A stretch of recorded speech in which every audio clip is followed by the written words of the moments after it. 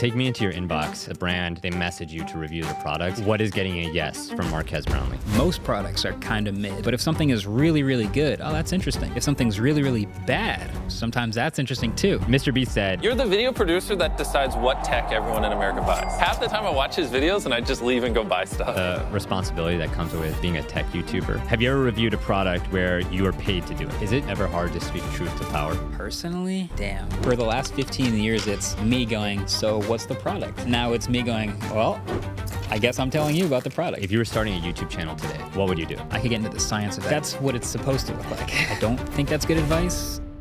You're very good at what you do.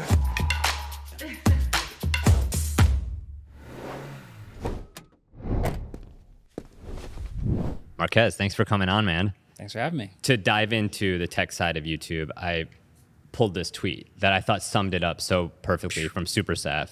I was wondering if you could read that and give your response as well. Yeah, it's bars. So Saf says, say something positive about a product. How much do they pay you, bro? Say something negative about a product. How much did the competition pay you? Can't win with these guys. And I just tweeted, say nothing.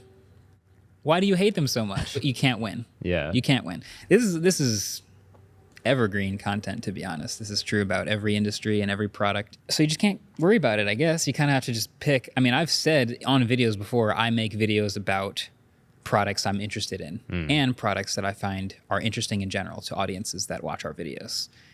So if I don't make a video about something, people assume you must hate it.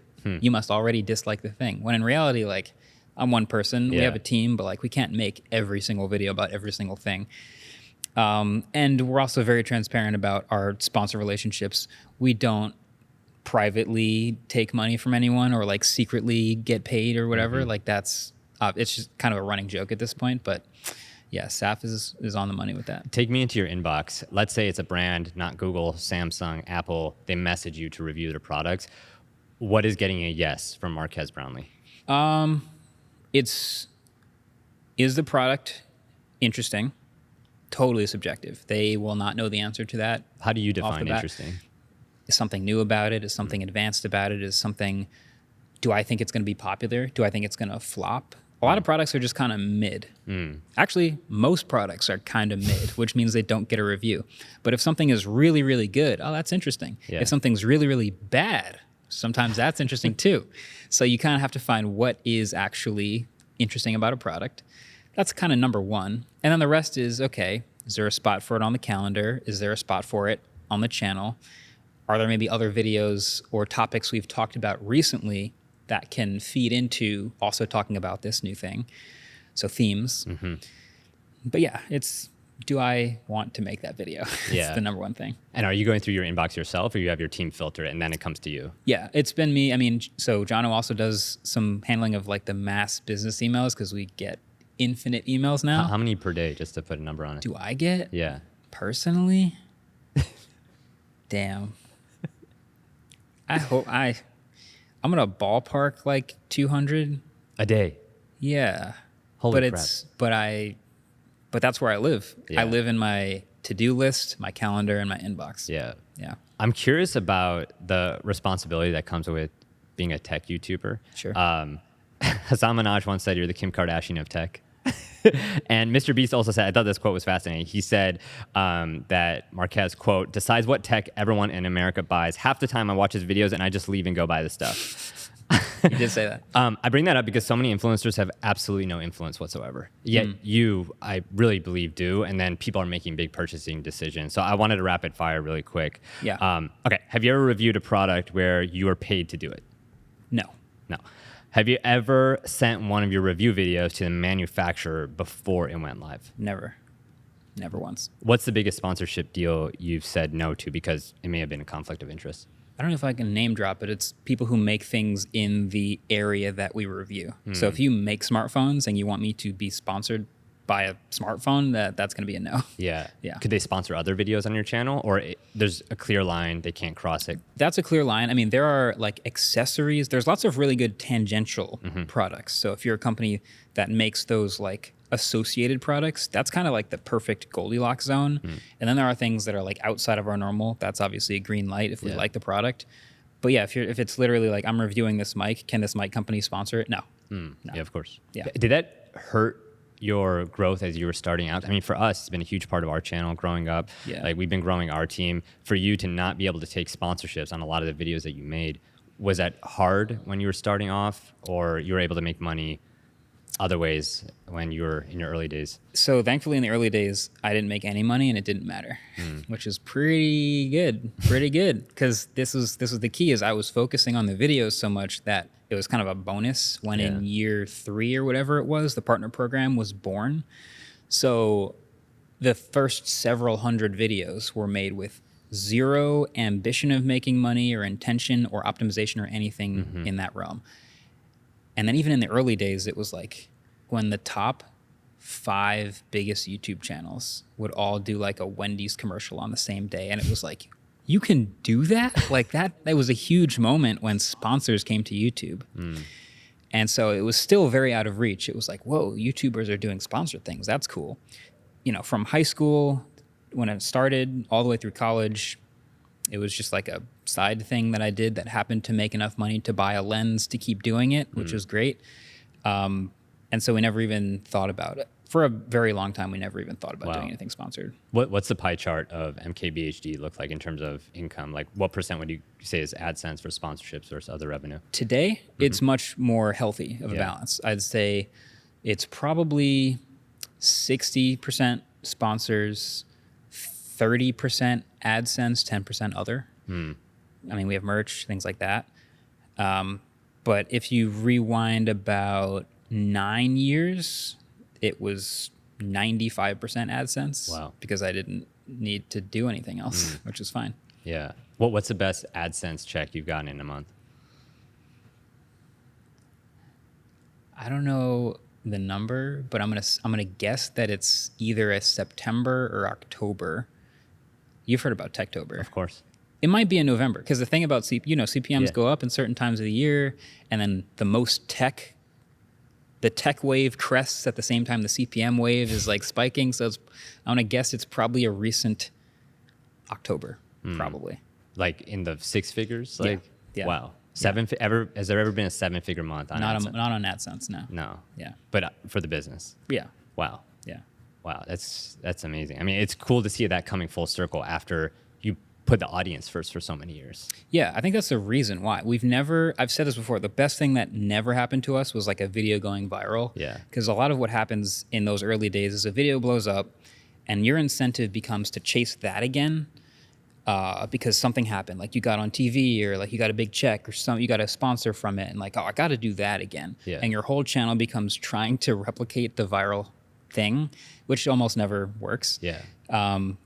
And for the entire first few years and hundreds of videos, it was like nothing goes viral. All we do is build a community, kind of like a snowball, around this tech thing that we care about. And if people care about it, they'll jump on.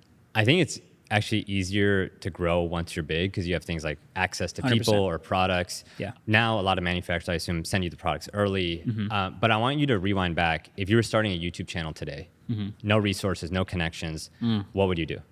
In order to stand out, because if you, again, rewind, the barrier to entry is way lower and the ceiling's way lower. So you can stand out with just pure talent and a DSLR. Now it's really hard to stand out. And I think everyone goes into it with I need to Mr. Beastify my operation, stand out in some way, spend $100,000 on the first video mentality. I don't think that's good advice. And I frankly don't have any other advice. So tough question. I don't have a good answer.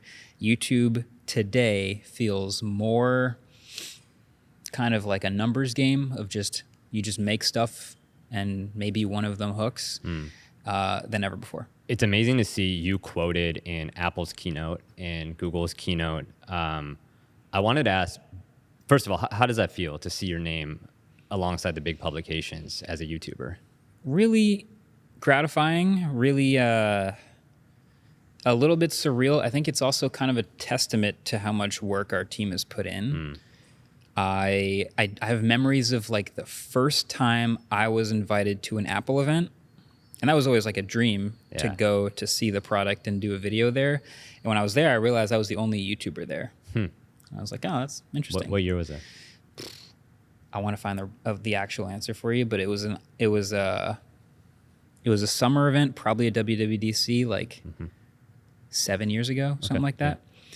But then the next Apple event I went to, there were 3 of us, and then the next Apple event, there were 9 of us. And then slowly start to see them realize, like, oh yeah, this makes a lot of sense. We should actually set things up for video so these guys can point cameras at stuff, and that slowly becomes a thing. And so I feel like because of those doors that we've opened early, now it's like it makes perfect sense for us to be right next to the other publications doing the same stuff, shining a light on, pointing a camera at, evaluating the newest tech when it comes out. That's what we all do. Well, what's the red carpet that they roll out for those of us who will never be invited to one of those Apple events? Like, what do they do behind the scenes to make that experience good for content, but also how do they treat creators? Apple's an interesting example because they kind of do their own thing. They have a campus they invite everybody to. They have a theater just for the event. They have a massive like production budget, and it's great. They'll give people snacks and like clap when you walk in the door. Hey, welcome, come downstairs. So they have a whole thing set up. But I think in general, they try to make it easy for people to just make content, writing photos, videos about the products in the moment, which is kind of what we're all trying to do. Is it ever hard to speak truth to power? Like maybe now that you're big, it's not, but I've talked to a lot of smaller tech creators who sometimes are worried about the reviews, like turning off the company, they don't get access to the product. Like, did you ever have a moment like that? Or do you have advice for people trying to navigate a situation where if they say something truthful, it might cut off access and therefore hurt their business? Yeah, that is a tough spot to be in. And what I've always said and what I hope is that if you are speaking the truth, that it should never result in any punishment or cut off. And if it does, you look a lot like the good guy in that situation. And ideally, your audience can see that you're telling the truth and that you're accepting the consequences that come with telling the truth. So I've never had to actually like peer on the other side and go, well, maybe I should lie or maybe I should hold back the truth. I've always felt like that's a pretty core part of what we do. But you're right. A lot of smaller creators aren't necessarily in the position I am. So I just say, tell the truth, and that should ideally put you in the best spot. So, dude, I pulled some stats about you that just blew my mind. In just the past month, you uploaded 5 videos to your main channel, 2 videos to your studio channel, 5 episodes to your podcast, 4 car reviews, all of which got 36 million views. And somehow you still had time to make products with Ridge, fly to Japan to win a professional ultimate Frisbee tournament, and then somehow also get your wisdom teeth removed. I mean, I haven't been to the dentist in like a year, so that particularly impressed me. But my question is, how the hell do you manage your time and still put out such high quality videos? Well, when you put it that way, it seems pretty crazy. A lot of practice, I would say. And I live my life through Google Calendar. So I don't know if this is a toxic trait or if this is like a nice, clean way to keep the puzzle organized, but I very clearly delineate when I'm doing certain things or when I'm in certain places. And so it helps to just like visually lay it out. Do I have time for something? Oh yeah, there's a slot right there. Boom, good. Got it. So yeah, just a lot of practice. Do you have days where it's more creation days versus meeting days? Definitely. I kind of line up the schedule every week for the team for what we're going to do at the studio. And so, yeah, we inevitably have production days, like we're shooting a lot of stuff. And then we have non-production days, which are either like post, like editing and stuff, or pre-production, a lot of writing, maybe meetings, maybe figuring out, brainstorming, stuff like that. So it's kind of 2 types of days. Yeah. Have you said no to a big opportunity recently that maybe you would have said yes to before because you've been so focused on your production and putting out these videos? Yeah, all the time. It's hard to think of like a single example, but yeah, it's busier than ever, and it's awesome because more doors are open than ever. Yeah. So it's really exciting, but there's so much overlap that you do have to say no to things that you might have said yes to in a heartbeat years ago. What would you have said? Is there an example of that just is a huge opportunity? You're like, can't do it. There's a car launch event that I was going to go to in Germany for a certain German car brand. Got it. Very exciting car. Would have definitely gone, but it overlaps with training camp for a team that I play for. And so I'm definitely going to go to the team's training camp instead of the fun trip to Germany to drive a cool car. Yeah. I want to talk about that because the way you balance life outside of YouTube with YouTube is fascinating because most top YouTubers I've interviewed are just all in and Sure. obsessive. Yeah. But I want to talk about your creative process first. And there's so much to be said about the 1,500 videos that you put up over your 15 years on YouTube, which is just crazy to say. But I thought I'd just dial into one video that you tweeted out was probably the best upload to date. And I actually pulled a that why clip this from is it. here? And that's why Okay. the Cybertruck is here. I mean, we're in the same studio that you filmed it. Yep. Because I think if there was a YouTube Hall of Fame in San Bruno, like this video would be in there. Wow. Yeah, because the way you scripted it, the way you like brought us along, the surprise, I think you don't even have to be a tech YouTuber to learn and apply some of the things you did. Right. And I just wanted you to maybe review/roast, see if there's anything you would have improved. Okay. By first just watching the intro, which I thought was such a unique way to start this kind of video. So this is the Cybertruck review video. The most dangerous thing about the Tesla Cybertruck is not the pointy edges and corners. It's not the fact that it weighs over 3 tons and goes from 0 to 60 miles an hour faster than a Corvette. No. The most dangerous thing about the Cybertruck is the way it makes other people around you on the road behave. Still true. Yeah. I pulled the script of that here. Mm-hmm. How did you go about writing that video, and how do you think about hooks in general? Because I think I tech love this. videos could be so boring, and I find myself watching videos that you made about products that I'm not even interested to buy Yes. because I'm just curious about how you're doing it. You just hook me in. That's the best compliment I can get. I love that. No, this is super interesting. So reviewing a product is like this is the thing we have a lot of practice at. Yeah. It's like an art form in a way. You can just deliver the numbers and the specs and then that's it and let the person decide. But product reviews are sort of limited in their appeal in that way, where if I'm not buying the product, why would I watch the review? Yeah. So I'm also trying to give some entertainment or some learning value or something. Yeah. With a car review or a $1,000 smartphone or a computer, if it has, say, 2 million views on YouTube, you got to figure 90% of them weren't even thinking about buying that thing, but they watched it anyway for some reason. I'm trying to give them the entertainment or the education that makes it worth watching. Yeah. This one was interesting because, we have the Cybertruck. This from Ridge we had for probably 3 weeks just driving it around, learning the ins and outs of what it's like to own it, drive it, charge it every single day, park it in the garage, park it on the street. And I've gotten pretty good at reviewing smartphones, so it might take me a few days. But after 3 weeks with the Cybertruck, I was still forming opinions about it until it finally hit me that it's not really so much about the fundamentals as much as it's like the only thing anybody cares about when they knock on the window and they're like, what is this thing? Like, this design is everything about this truck. So it ended up being the focus of the whole video. It's like, is this iconic already? And that's kind of weird because it's a mass production vehicle that's very attainable that millions of people have pre-orders for. Is it somehow already iconic? And then diving in from there. So a lot of the quotes like this come from me explaining it to people at the studio. So I said this to people in the studio like 2-3 times before I was like, you know what, that's the intro of the video. Like, we've talked about the pointy corners. We've talked about 7,000 pounds doing 0 to 60 in 3 seconds, but it's just the design that people care about. What about other intros you've written? Other like ways you think about simplifying without dumbing down? Because I think you do a great job of that. Yeah, it's a little bit of packaging. Like, I think people think a lot about titles and thumbnails on YouTube these days. I also think that the intro/hook is a part of packaging for a video. So with a video like this, let's say if we just use this review as an example, it's the title and thumbnail of this truck, the word iconic in the title, and then clicking on it and wondering why that word is used, and in the first 30 seconds having a question already answered about why this thing is so significant. Yeah.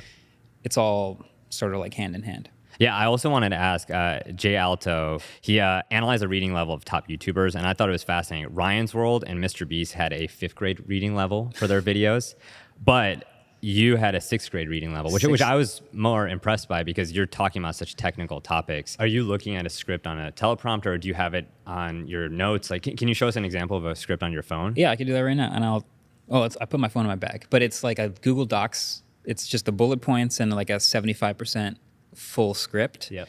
And as I talk to the camera, I've got the phone either on the table next to me or in my lap. And so I'll read a couple bullets, put it down, and deliver that the way I think it's meant to be in the video. And if I think I got it, I move on, deliver it again, and I just keep going. So I might deliver a certain line 5, 6, 7 times if I'm trying to get it in the flow of the video, or I misspeak, or I say something a little bit, I emphasize something more than I wanted to, or something else came to mind that's later in the video, but I think it belongs now. That sort of stuff happens all the time, but I try to keep it mostly to what I wrote down. Oh, wow. I have never heard you say that, because I look at your videos and I'm like, it must all come naturally first take.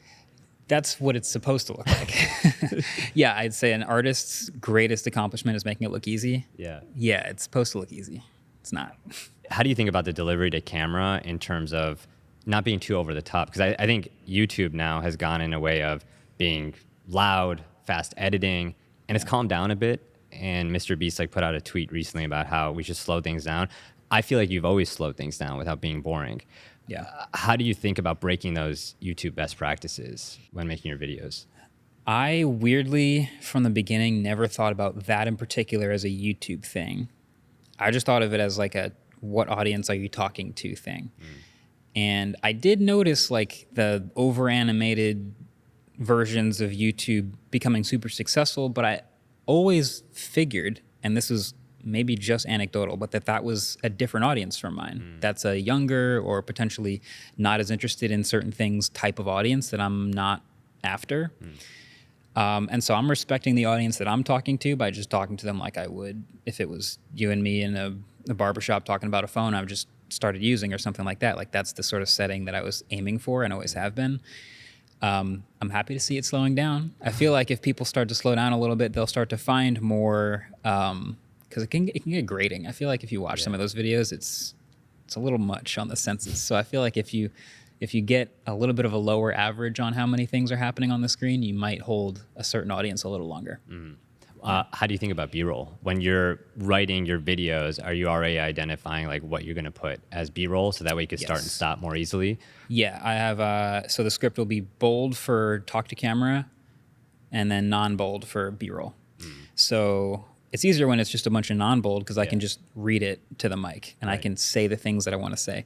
But then when it's bold and I think this is something I need to say to you, that's kind of the only criteria for me. This is something I need to tell you versus show you. If I'm showing it to you, B-roll makes perfect sense. Yeah. What % of what you say on camera is off the cuff versus scripted? I would say if you watch a full video, 82% of it is scripted. And the last 18% is either out of order from me remembering something or an extra bullet point from I just sat down and realized I wanted to say this, or I said this wrong on a different take, but it now belongs here, little adjustments like that. But it's, I would say, mostly scripted. Yeah. How do you pick ideas for videos to make that aren't tech reviews? Because I think part of what you're doing is reactive. Big companies put out products, you review them. How do you pick ideas for the other videos? Yeah, there's all kinds of weird products and announcements that come out and they'll hit my timeline on Twitter and I see the reactions and I'm like, I wouldn't normally review this, but I got to get my hands on this because people care about it and I care about it and I need to try it. That happens all the time. And then, tech stuff just constantly comes out. So that's easy. Yeah. What's the most expensive video that you've ever produced on the channel? To make? Wow. Honestly... So one of my favorite parts of the interview is coming up, and that's where Marques talks about how he's now making products beyond just reviewing them. And he's done that with his Adams shoes, and now he's making these signature products with Ridge to show on camera for the first time in a bit. And that got me thinking, what's the easiest way for you and I to create our own products too? Well, thanks to Shopify, who sponsored this video, it's easier than ever. In fact, Shopify powered the sales of Marques' Adams shoes, and it's what Ridge uses to sell their products too. And many other creators, from Mr. Beast to Cassie Ho, trust Shopify to power their stores as well. That's because Shopify simplifies starting a business with a drag and drop store editor, lets you sell anywhere online or in person, and Shopify Magic gives you AI tools that help you write descriptions, improve product images, and more. And fun fact, your Shopify products show up right below your YouTube video, which is actually a feature I helped launch when I worked there. So now that I'm a creator, that means I can make more money in more ways and get back to doing what I love most, which is just creating. So if you're a creator or just have an idea to start a business, then consider Shopify to launch and sign up for a free trial at shopify.com/Youshaei. All right, back to the video. It's probably just travel because once we get to location, we have our gear, we have our team, and we shoot pretty lightweight. I mean, your setup reminds me of my setup. Like, we can get it done in a day. So I think the most expensive videos are just like, did we have to fly 6 people out to shoot a car with all our gear? That would be expensive. Yeah. Do you have a range of what that is? Well, that's just how much the tickets cost. Yeah. Okay. So our overhead is light. Like, we don't buy a bunch of stuff for videos usually. I think people mostly assume like we buy the product or we get our hands on the product. That's a given. But then, like, what else would our expenses even be? Yeah. We're just a couple props maybe for this video. Maybe there's a bit in the video where we do a sketch where I need like 2 or 3 props. Sure. But we have our space we shoot in. We have our gear. Kind of just set it up and go. Yeah. So I guess a lot of the overhead, I mean, you have a big team. It's 12 people, 13 people I think now? 12, yeah. Yeah. On packaging, Marques, I feel like you're so good at design. And when you're at the top like you are, it's hard to look elsewhere for inspiration. Maybe push back on that. But I'm curious, who are your biggest design inspirations or video inspirations? Because and maybe beyond some of the obvious that I assume Apple may be a big inspiration. But Sure. For you, like, where do you look to? Because your design and brand is so impeccable. Yeah, that's a good question. We do have a lot of internal inspiration because we have very creative people on the team. Yeah. So as far as video style, yeah, there's great videos we can watch on YouTube. Like, obviously the professional ones that shoot, like Apple's keynotes are amazing. But for the rest of stuff, yeah, we kind of have to make it up as we go. And sometimes it feels very intentional because we have an aesthetic that we like to stick to, but a lot of it is, let's see if this works. And if it does, let's try again. Let's evolve from it. Let's bump up from this next time. But, you know, I don't have any names or anything. I wish I could just give you like 3 or 4 of the YouTubers that inspire the tech thumbnails. Or not even YouTubers, like outside of it. Like I was interviewing Jimmy and I was fascinated when he said one of his thumbnails was inspired by watching Apple TV's Severance show. Yeah. And so do you look off of YouTube for inspiration? If so, where? Yeah, I don't watch a lot outside of YouTube. This is one of my critical flaws is I don't have time to watch. I have a Netflix account. I can't remember last time I logged in. So I don't really watch TV or Apple TV or Hulu or whatever else. So it's a lot of YouTube. Yeah. So I'm sure there's a lot of subconscious inspiration happening, but a lot of YouTube. Yeah. I wanted to share thumbnails that you put out, compare them to other folks in the tech industry, Mr. Who's the Boss, and compare them to Mr. Beast. The negative space, the way you design, again, it feels like you go against so many YouTube trends. How do you think about your thumbnails? Thumbnails. Okay, so thumbnails have 2 things. They have to look good, really small, and then they have to obviously get you intrigued and maybe get the video started without actually getting the video started. Yeah. So we have an incredible graphic designer, Tim, who helps bring these things to life. But we kind of just start with an idea of, all right, what's a simple version of this works with the title and gets you into the video and intrigues you a little bit. So this AI one, this is actually a weird one because, like, how do you make a title about, I was just talking about AI in general. Yeah. Like, what? There's not a lot of ways to do that thumbnail. A lot of people use robots maybe or use like a computer version of themselves. There's a Fortnite character of me. So like we happen to like make a hand and like turn a sweatshirt blue and like cross it over, and that kind of felt right. Smartphones, I've done so many smartphone thumbnails, so I could get into the science of that if you wanted to. But other things like the Google versus Bard, that's another one. Not a lot of people know what Bard's logo is or what Bing's logo is or what other products like ChatGPT are represented by. So how do you do a assistant battle thumbnail? It's like not an easy or obvious concept. So, you know, I think a lot of people have dialed in aesthetics. You show Mr. Beast stuff here, like when people see his face, they know it's Mr. Beast. Yeah. That's something I do on the autofocus channel. You know, Mr. Who's the Boss, he's got obviously a very bright aesthetic. He's got his face in a lot of thumbnails too. Makes a lot of sense. I probably should put my face in more thumbnails, but I'm not too worried about it. What is the science of product review thumbnails? Product review thumbnails are often, so again, not everyone is going to buy the product. So what is the most interesting feature physically on the product and how big can we make it in a thumbnail without losing the rest of the device? So if it's just the new iPhone with this new triple camera system on the back, you better believe if you go to new iPhone thumbnails on YouTube, 75% of them, that's in the thumbnail. It's just very easily identifiable. Because all these phones are slabs. They all look almost the same unless you find that thing that looks different about them. So I think it's an exercise in finding the thing that's different about it and highlighting it if you can. And then, clean background. If you got to hold it, if it's handheld, if you have a face that sort of expresses the thought about it, all that stuff is pretty obvious. But yeah, they all kind of look similar. Yeah. It's amazing how you putting trust, the design, it's just MKBHD as a brand is so premium, I feel like. And I feel like that's a big reason why Ridge partnered with you guys. I want to talk about that. But, there's a lot of talk right now of YouTubers retiring. I've seen that. Yeah. Tom Scott retired or is taking a break from his channel. Top YouTubers like Matt Pat sold. Yeah. Jimmy talked about being offered $1 billion for his channel. I'm curious, what would you value MKBHD at right now? So like if someone wanted to what's the me? number? Yeah. What's the retirement number? Retire me today? I don't know that I would take it. Like, everyone has a number, so I'm sure if you were like, here's $100 billion, I'd go, okay, sure.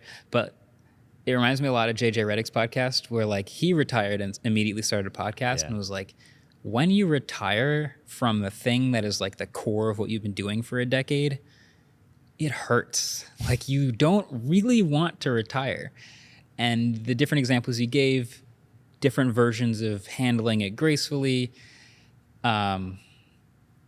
I don't think I would want to retire at this point. I think I would want to keep making videos. So yeah, you could probably stick some crazy numbers in my face and I would go, but then what do I do? Yeah. I would want to make videos anyway. Have you ever been offered a crazy number to sell the channel? No.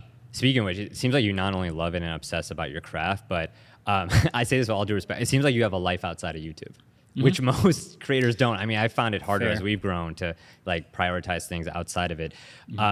Is it true that you don't respond to your phone on weekends? And when you have a Frisbee tournament, like how much time do you take off? And do you have this secret life that maybe we don't know about on the YouTube channel? Not so secret. I mean, so I play professional Ultimate Frisbee, and in season, we are cooking. Like, weekends are completely full. So yeah, I actually find it refreshing to just leave my phone in my bag and we go play, we go eat, we go to sleep, we wake up, we play again, and we go home, and then I'll check my phone. Like, I don't need to be online. And it's nice because the sport I play happens to be very siloed into these like windows of time. Weekend, nighttime, where like business happens weekday, daytime. So I kind of flip that switch, and I do find it really, really necessary for my sanity to be able to flip that switch. This creative version versus this competitive version. Like, if you told me to take away one, I'd hate it. So I'm happy to have both. Jimmy has famously talked about like working on holidays, working on weekends, and that's what he says like helped him get ahead. Do you ever have FOMO or think that you could be bigger as a YouTuber if you put in that time on the YouTube channel instead of Frisbee and other things? Yeah, there's no question we could be making more stuff and the channels would be growing and we'd be bigger, sure. I think it kind of comes down to what we value at this point. So there probably was a stage right around when I was in college where, the balance was super heavy into like working on videos all the time. Oh God, I have homework. All right, I guess I'll spend an hour on that, but I'll get back to videos. Like, I'm watching WWDC in the back of finance class like that. Sorry, professor, but like, come on. So the balance was different, but I think at this point our values are very much like healthy creative growth in general, and being able to open doors and try new things, and all that comes with a consistency that we value. But there's more to it than just growth for this thing. Are there any productivity tools or apps that you use as a YouTuber that you recommend to others that have helped with your like time management? How much time do you have? Yeah, I would say so. Give me a few of your favorites, or one of the ones that are underrated, like not a Google Calendar or Google Keep. So, I mean, my to-do list app is very crucial to my remembering to do things. I won't diagnose myself with anything, but like, I need this app. So it's called Tick Tick, and this is the one I keep coming back to. I try tons of others. I try all these sort of like calendar hybrids with like to-do lists and inboxes built in, but Tick Tick is pretty good because it lets me just in the moment, if I need to remember to do something or remind myself to do something, I can set that up and it's there. It's on the calendar. It reminds me of when I need to do it. It's where I dump ideas. It's where I dump like, do this now, remember to do this. So I guess if you feel like you need to remember to do things, I would recommend a to-do list app because that's, Do you use any AI tools? Like, you've been so outspoken about how AI will change our industry. And I think a lot of us can see where it's going to be in maybe a year, 5 years, and maybe it'll be accelerated. But right now and in the next 3 to 6 months, like how are you using AI, if at all, to help with your creativity? Brainstorming is fun. Brainstorming with a chatbot is fun. It's a little exercise we do. Sometimes it's to come up with ideas or packaging or framing or just titles for videos.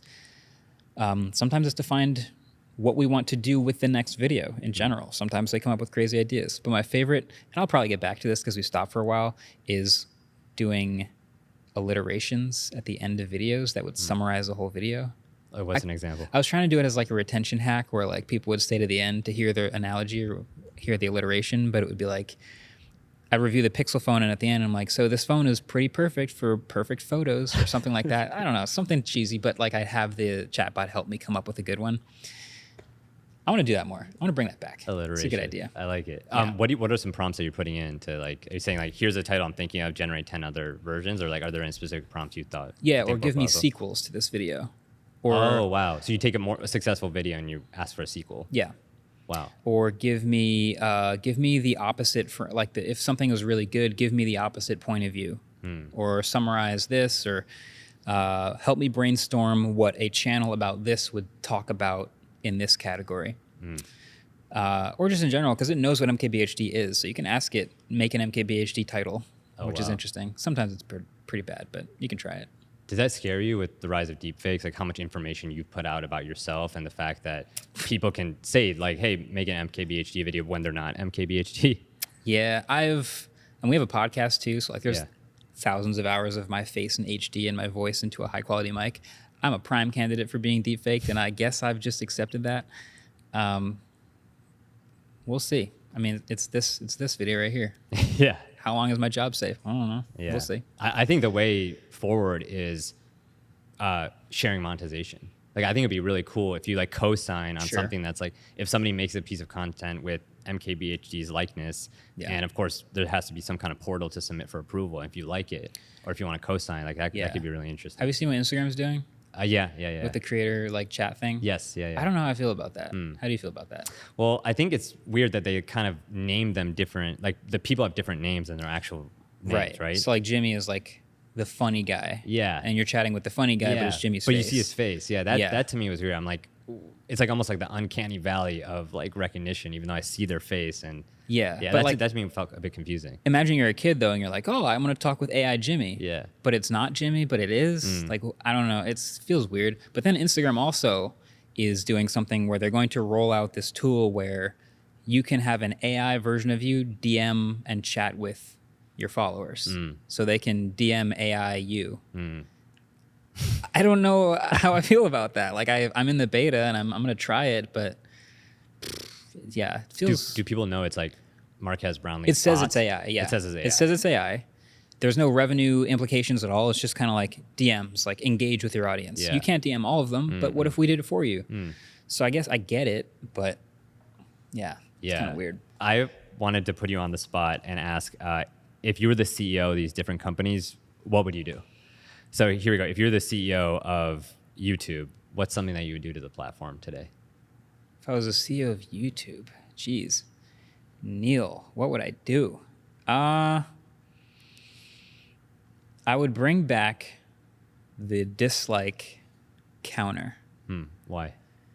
Because I think that it was a pretty useful, quick visual indicator for the quality of a video. Yeah. And I still to this day miss that. I didn't think I would still miss it, but I'm very plugged in. I know when I watch a video that's 1 hour old with 400,000 views and 29,000 likes that it's doing well, no matter who it's from. But if I'm like searching for a tutorial on how to install the MyQ garage doorbell opener app on my phone and it has 29 views and 11 likes and I don't know how many dislikes it has, I don't know if this is the video I should be using. But if you turn that back on, I do. Yeah. I still miss that. I don't know if I'm the only one who still misses that, but we still miss that. Yeah. CEO of X, what would you do? CEO of X, what would I do? I would try to build out the analytics of videos in general, like the video upload platform the analytics evaluation behind the scenes for videos so that when I upload a video, I can actually tell what's happening. Right now, it's just look how many people saw it on their timeline. And there's a couple small graphs in there, but I would build that out a lot more. That would be a priority. CEO of Instagram, what would you do if you were Adam Mosseri? I would make it easier to upload and then watch landscape videos. You know how people do the thing where like turn your phone sideways? Oh my, yeah. I would build that into the platform. Wow, you're just piercing at my heart. When I worked at Instagram, I worked on IGTV and video, and we were trying to make long form and horizontal happen. It's very hard when the DNA and the habits are built around short form. Yeah. I used to be the hater of like vertical video like a couple years ago, but it's like nobody takes horizontal videos on their phone anymore. Yeah. CEO of Facebook, what would you do if you were Zuck? Burn it. No. You know, Facebook can do a lot of the same stuff. Like I think people left Facebook video for a reason. And I think if they're able to build some of those same like jump in the portal and scroll tools for video, and then as a creator, I get a lot of the analytics YouTube shows really, because they have a lot of analytics on Facebook, but the stuff that YouTube shows with the retention graphs over time is, I would do that. Yeah. Yeah. The next question is, what would you do if you were the CEO of Ridge? But we actually have him here. So I thought we'd invite Sean Frank, who you recently partnered with. So Sean, if you want to join us, I got a few questions for you both. Sure. All right, Sean, thanks for joining us, man. Thanks for having me. All right, so I want to ask all about the partnership that you guys really made waves across YouTube, and I feel like it's going to pave a new frontier for creators everywhere. But first, tell me about Ridge. What is the product, and how many of the wallets have you sold? If you could show us one. Yeah. We make a very popular wallet. I think it's the most popular wallet in America. You put your cards in here, you push it, you go like this.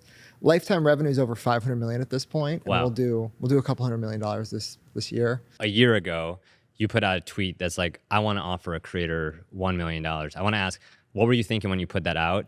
And Marques, what was your reaction when you saw that tweet? Yeah, so in the tweet, I think I either tagged you or I just said... It was a thread. It was one of the first tweets. Oh, is it not so subtle? Yeah. And it was very much like, Marques can have the job if he wants it. We've been pretty open that we've spent at least $10 million at this point directly with creators. And you can either buy or build things. So we could spend a lot of money trying to build this in-house internally. And I bought a publication called everydaycarry.com. But it'd be so much easier if I could just pay for a tutor and bring somebody in to like help us develop this muscle. Dude, I'm glad you saw it. At least we're interested. Yeah. Well, I saw it and then sort of like back shelved it, and then it got sent to me a bunch of times. And so it's like on the front of my radar. And then it got like messaged me a couple times, and I'm like, okay, yeah, I've seen it, guys. Like I've thought about it.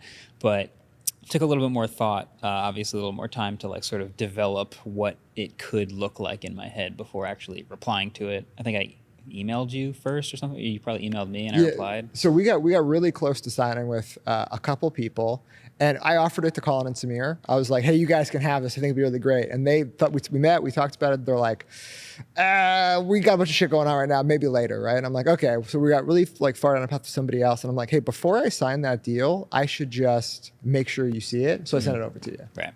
And what did you think at that point? I thought it was really interesting. And I think I said this in my tweet, but like Ridge as a company, like making a bunch of stuff already, I get asked in interviews like this, like, all right, you review a lot of products. When are you going to make a product? And it's like, yeah, I know I should be focusing on that, but I'm so into making videos that I know I don't have the bandwidth to be making products. I just do not have the bandwidth to build the company and do what Jimmy has doing. Like, I just can't do it. Yeah.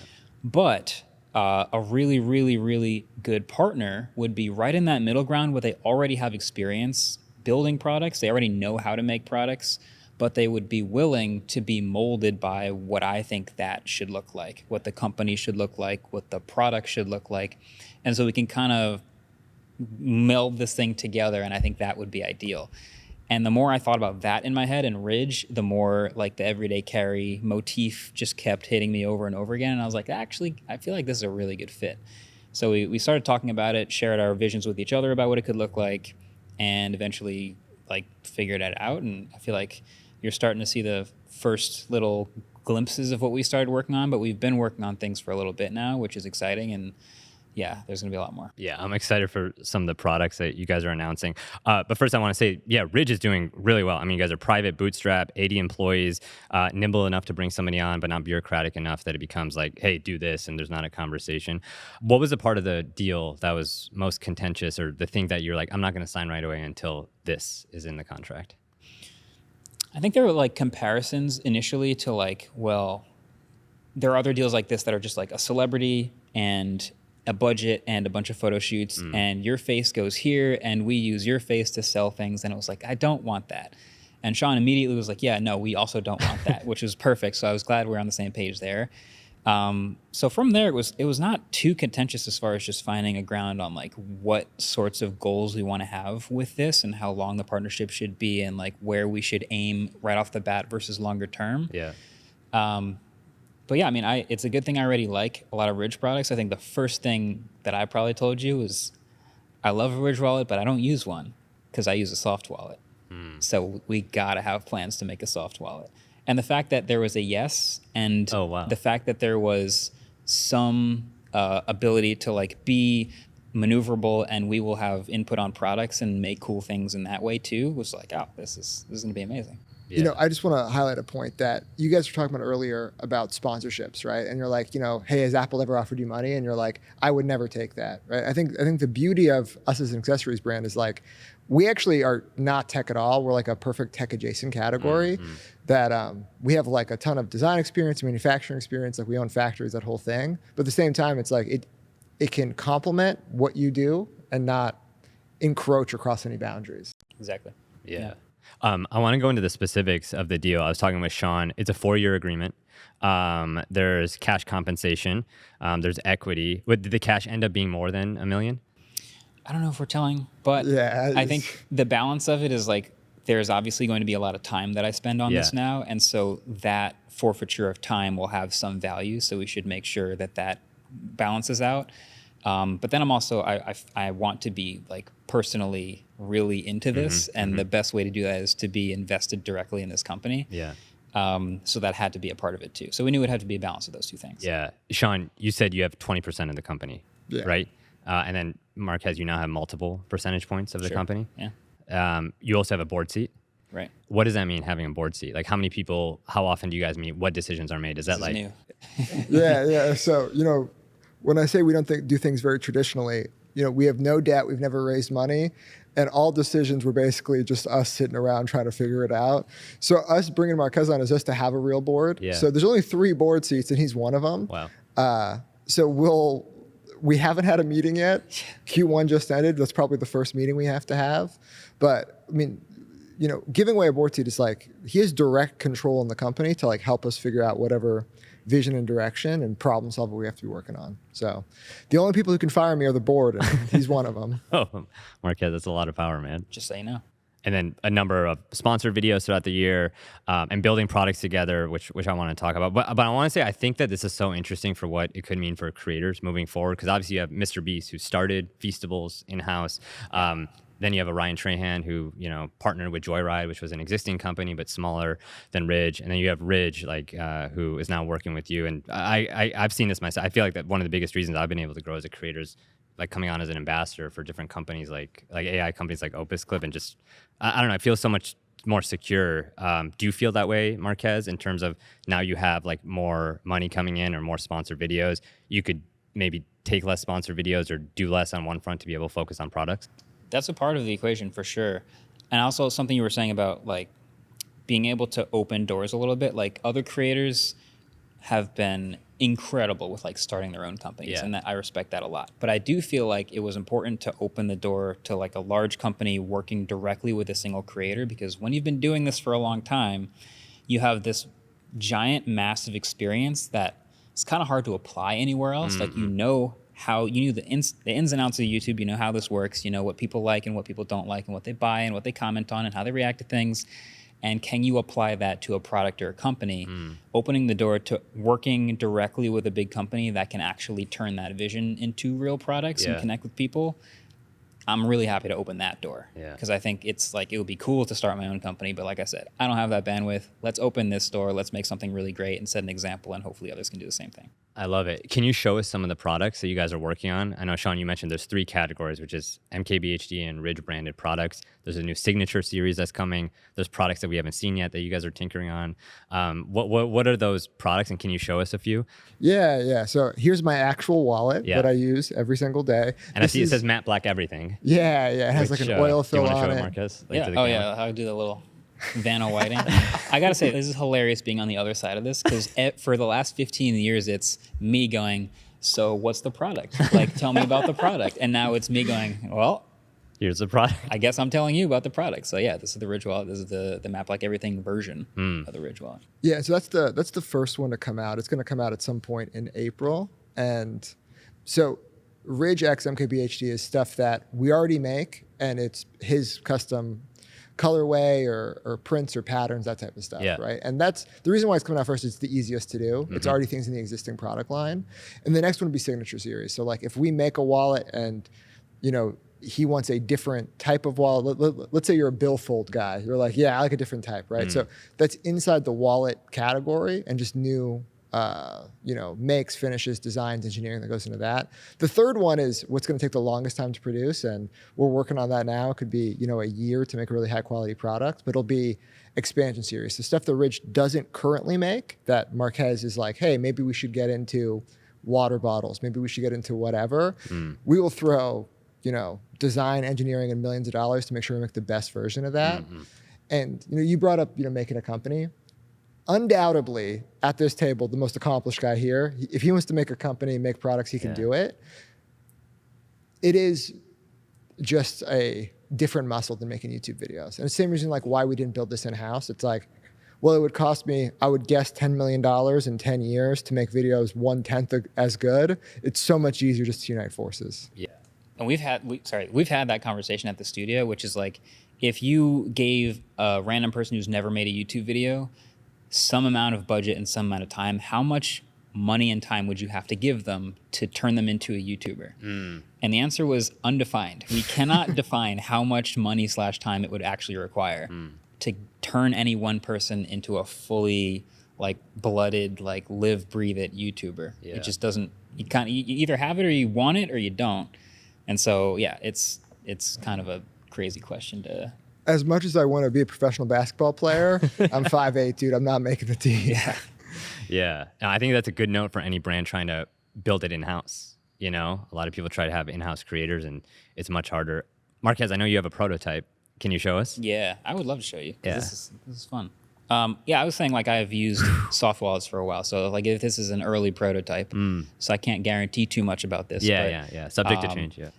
This is kind of the thing about products is the way I decide making videos is a lot of the same way I decide on products, which is something I've got to be interested in, but also that I think other people are interested in.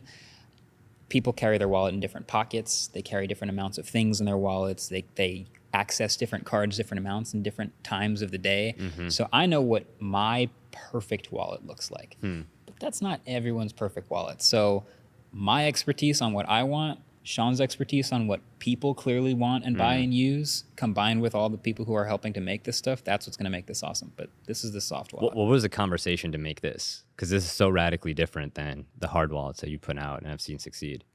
Well, it was, you know, us getting on a call and us being in Slack being like, okay, tell us exactly what you want and we will go out there and make it. Like we will source the leathers, the materials, the factories. We will send you prototype after prototype until you get something that you're like, that's worthy of being one of my signature series products. Wow.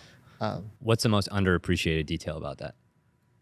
Again, it's just like accessing the cards. So like I have 3 cards that I use the most. Yeah. It's my personal card, the business card, and my ID. And so I know I will always find friction in a wallet that doesn't let me really quickly access those 3 things. So that's got to be number 1. And then there's like long-term storage stuff, my insurance card, my like Find My card, whatever that, the door key to the studio, that stuff's like once a day, once in a while, having that delineation between the two. And then of course materials and hey, it's matte black, that kind of helps. So like there's a lot more to it, but I feel like the fundamentals of a wallet, we all got to be on the same page about that. And then it's the fun stuff after that. If you go to any luxury brand's website, like any accessories brand, wallets are a subcategory of a subcategory. So like really the future of Ridge, and the reason why I think we can get to $1 billion in revenue, not this year or the next year, but probably the year after that, is we're just moving up subcategories. So from wallets to small leather goods to bags. And eventually it's like anything you could buy from a coach, like that's what we're going to offer. Wow. And Ridge has been a great business and we've been so successful inside the world's smallest, most ignored category. So we're just slowly moving up that market. Yeah. What's your wish list? What's your top product that doesn't exist right now or Ridge doesn't make that you want to make, Marques? Oh man, that's crazy. Because if I was asking a tech executive that question, they'd be like, well, we don't talk about future products, but like they always have that canned response. Yeah. So here I go. I'm not going to reveal anything too crazy. Yeah. But like what we're saying, like the everyday carry stuff, like we've made videos about everyday carry and people love watching those, by the way. So we know what we like about everyday carry, what people who watch the videos like about everyday carry. And now it's just up to us to like find and make the best possible versions of all of those things. That's amazing. How do you think about the videos that you'll make with Ridge products moving forward? Perfect integrations. Yeah. Right? Like I'm going to be talking about the things I use because I already do that. Yeah. So now, this is funny. I did a GQ interview, which was like, show us your everyday carry stuff. 10 things you couldn't live without. And I didn't realize this until it went live, but like half that stuff was stuff that I've helped make. Wow. And they're like, wow, Marques, such a flex. Like the MKBHD edition is what you carry. And I was like, damn, you're right. That's pretty sick. So ideally, we will be able to make and plug the stuff that I use because that's the easiest. That's just what shows up no matter what video I'm making. Yeah. Anything else that you're thinking about in terms of the future? Like if you're a smaller creator watching this and they're aspiring to get a deal like this, what advice would you give them? If you're focused on review stuff like me specifically, you want it to be sort of adjacent to or around what you're normally covering. Yeah. Aside from that, shoot for the stars. Like there's a lot of opportunities and doors opening, and it's going to make a lot of sense. Yeah. This is where the industry's going, I think. I mean, you know, we're not the first people to do this. I think Ryan Tran and Joyride are a great example, but we've already watched like pop icons and media move over to YouTube and digital content, and it's not going to slow down, Yeah. right? There's a reason why there's so few bankable stars in Hollywood. It's because like the internet eats everything. So I just think this is more of what's going to happen, and maybe it's an early example, but I think there's going to be a long list of opportunities like that. Yeah. Do you think fewer opportunities will go to the Oscar Isaacs and Pedro Pascals of the world who you rejected to work with Marques Dude, to go to YouTubers? Still open to work with those guys. No hate or shame. Yeah, of course. No, I mean, like, I don't feel bad for those guys. I'm sure they're doing fine. Yeah. And I'm sure they'll have plenty of opportunities. It's really the next generation. Yeah. What's one thing that you guys have learned from each other? I know you have monthly meetings. Like, what's something that you've learned from Sean about products as a YouTuber who focuses on content? And what's something that you've learned from Marques about content as you focus on products? His job's way harder than mine. It's like, I can show up and do whatever I want. And, you know, the regiment, the schedule, like, I'm not cut out for it. So I'm glad the world has people like that. I was going to say kind of the same thing, but it's like there's every time we have a meeting, just the little details of like, I know what I've seen on a product, but now that I know what it's called, like the oil fill on the wall, like, okay, now I can like refer to it by the correct thing. And I know the details that go into, oh, we can change the color of this by like 5% saturation, or like we can change materials here. Just a lot of the material science stuff is kind of fun for me to poke around in, but also I'm not cut out for the other end of this equation. So it's a perfect puzzle piece. Yeah. Yeah. This makes sense on so many levels. Thank you both for taking the time. It's incredible to see this, and can't wait to see what else you guys launch. Thanks. Cool. Thanks for having us. Of course. All right, that's a wrap. Thank you, guys. Sick.